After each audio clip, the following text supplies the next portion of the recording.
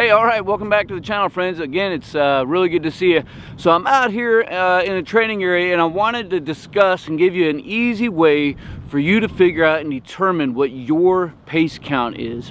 So in this video, we're going to talk about how to discover what your pace count is, why it's important, as well as talk about some of the myths revolving and surrounding the pace count and how to determine and keep track of how far you've been moving. Hey, if you want to master your fieldcraft and develop your tactical virtue, make sure you subscribe to the channel and click that notification bell so that you can stay up to date on future content. Alright, so first things first, what is a pace count?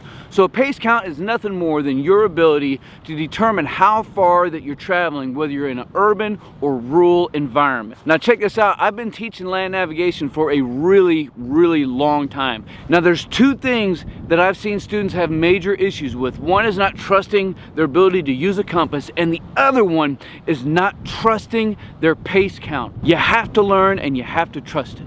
Now when we're talking about a pace count as it relates to land navigation, we're probably always going to be talking about a 100-meter interval.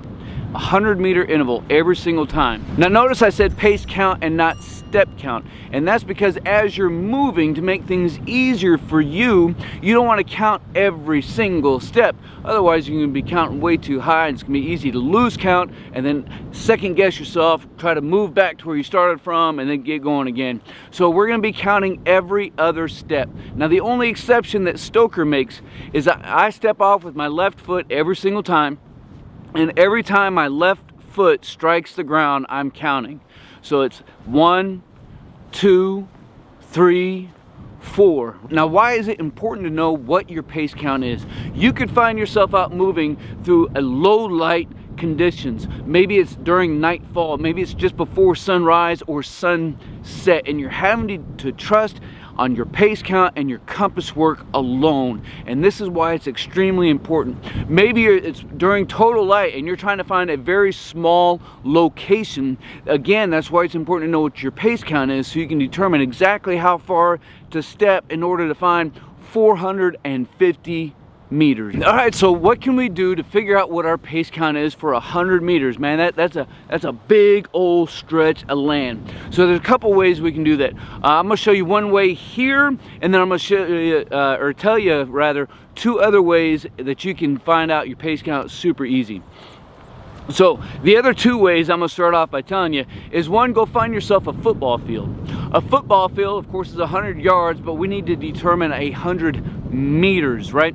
So in order to find 100 meters on any standard football field, American football field, so what you're gonna do is you're gonna start on the goal line and you're gonna step off until you're on the back side of the opposing end zone. So that's gonna be 110 yards, which is like 99.3 meters. Pretty close enough, pretty close enough. Of course, the other way that you can determine it is by stretching out a tape measure over 100 meters, which is going to take you a while, or using some string that you've pre-measured and laying that out as well. And then you can set that up anywhere that you go. Now something else that you may have in your kit bag and you haven't thought about, or maybe it's not even yours, maybe it's in a friend's that you can just borrow for a minute, and it's something that I happen to have in my kit bag, and that's a range finder. So man, super easy. This thing measures in meters. So I'm going to measure out, actually I already have, my car placed out is exactly 100 meters. Let's take a look at this real quick.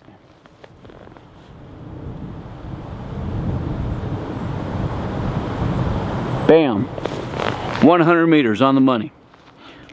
All right, so let's get this going. Let's step this out, and then I'll go over the top myths surrounding pace count. Again, I'm gonna start off and I'm gonna count every time my left foot strikes the ground.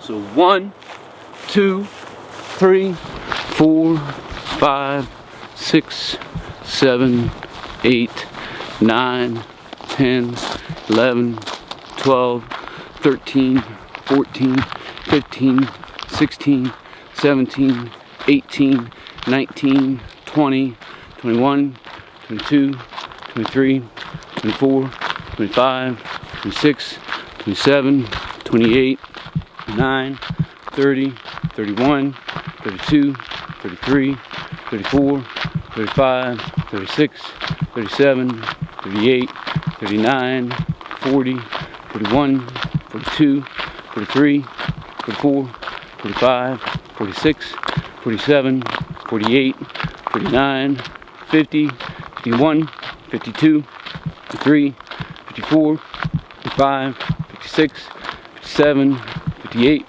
59, 60, 61, 62, 63, 64, and a little bit. So coming out, my pace count 64 and a little bit, about 64 and a half.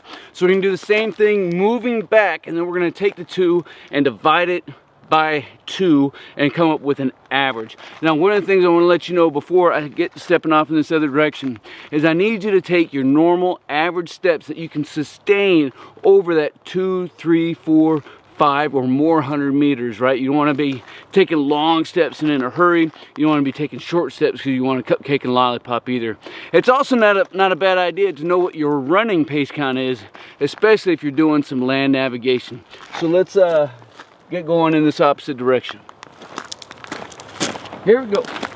1, 2, 3, 4, 5, 6, 7, 8, 9, 10, 11, 12, 13, 14, 15, 16, 17, 18, 19, 20, 21, 22, 23, 24, 25, 26, 27, 28, 29, 30, 31, 32, 33, 34, 35, 36, 37, 38, 39, 40, 41, 42, 43, 44, 45, 46, 47, 48, 49, 50, 51, 52, 53, 54, 55, 56, 57, 58, 59, 60, 61, 62, 63, 64, 65. So 65 paces for me was 100 meters coming back this way. It was 64 heading out, so there's one difference. I'm just going to round up to 65 and keep that difference. Take both and divide by 2, and then that way you'll have it where you need it to be. Now as you're moving out and you need to keep track of your pace count, you can do this a couple different ways. Now most of the time when Stoker moves out, I only try to keep 500 meters on azimuth. So I want to go to a known point that I can find on the distant end, no more than 500 meters. So I'm gonna probably just use my fingers, right? 1, 2, 3, 4, 500 meters. If I have to move more than that, or if I'm going over some crazy terrain and I think I may lose track, I can write tick marks down on a sheet of paper. You know, you can pick up stones and move them from one pocket to another. That's one of the old book answers. I don't know who in the world is going to do that. You can use ranger beads if that's your thing. Just find a way for you to keep track of your pace count as you're moving out. Now, why does Stoker only want to keep track of no more than 500 meters? 500 meters is a decent click, especially if you're moving through more heavily wooded areas, right? So it's really easy to overshoot, to lose. One of these days I'm gonna learn how to talk. It's really easy to lose what your pace count has been, no matter what method it is that you're using to keep track. If you're using ranger beads, you know, maybe you forgot, maybe they slid down, or you're pushing them up, or whatever the case is. Maybe you're using your hands and you're like, oh goodness, how many was that? I don't know. Maybe you're using your notepad and you're looking at your scribbles and you can't read what you wrote. Because if you're trying to keep track of, you know, 1,000 meters, man, that is a long distance to try to stay on a particular azimuth. And that's what's important when you're doing this. You're keeping track of your distance on a known azimuth, or if you're moving out and trying to find a fixed point that you're going to be able to identify on the mat that you can see on the ground in front of you. So one of the top myths about the pace count is this, right? So some people think that you have to do your pace count on the terrain that you're actually going to be operating on. Man, I'm going to tell you that's a huge myth. You're going to have absolutely no problems, you know, doing a pace count back on a football field or on the street, wherever the case is. And let me tell you why. if you look at a map, you're going to have contour lines, right? Those contour lines, of course, are denoting differences in elevation. And that's why, man, if you're walking uphill, you know, your pace count's going to be less.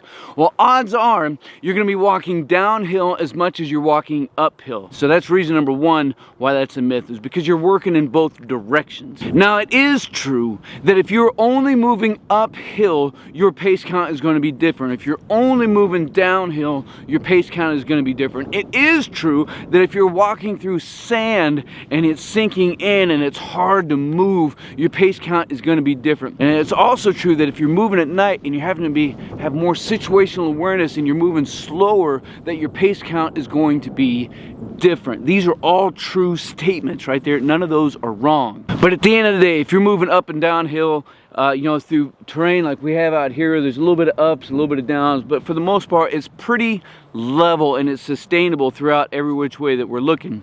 So pace count on this terrain, pace count on a football field is going to be the exact same. Now, odds are your pace count is probably going to be between 62 and 72 paces. Again, I've been doing this for a long time. That's about the average. And as you saw me, I've got my pack when I did my pace count.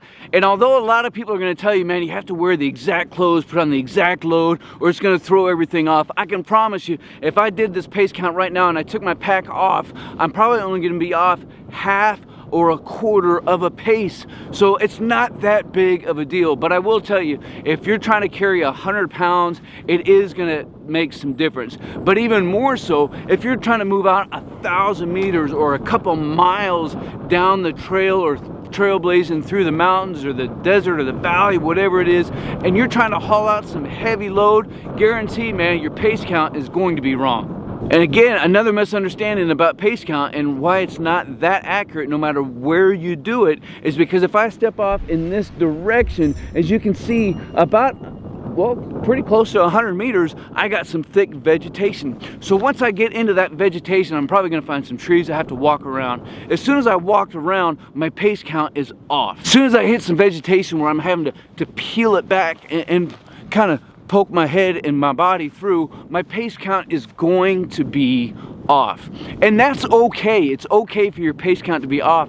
It's not perfect. It was off when you determine what the distance was, because those pen marks or those pencil marks that you're putting on your map are not perfect. But for you to understand and have trust and confidence in your pace count, that when you set 550 meters, that you've actually gone 550 meters, you have to trust in your pace count and know that it's going to get you pretty close. So once you move out to your prescribed distance, take off your pack if you need to and put it on the ground, and you know that somewhere in this area was 550 meters, and then you can start working around, whether you're using a box or circle method, and find what it is that you're looking for if it wasn't something larger like a major terrain feature, whether it's man-made or natural. All right, so I think that's about going to do it today. Let me know two things. Let me know what your pace count is, if you know it, down in the comments below, or if you go determine what it is, leave it down in the comments below, and that way we can kind of see if this ballpark average of 62 to 72 is about right.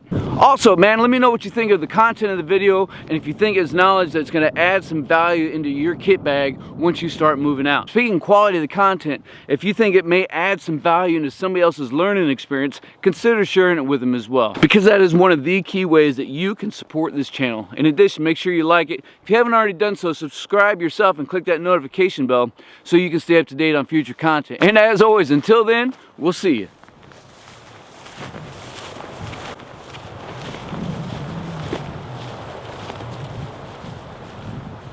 To overshoot, to lose. One of these days, I'm gonna learn how to talk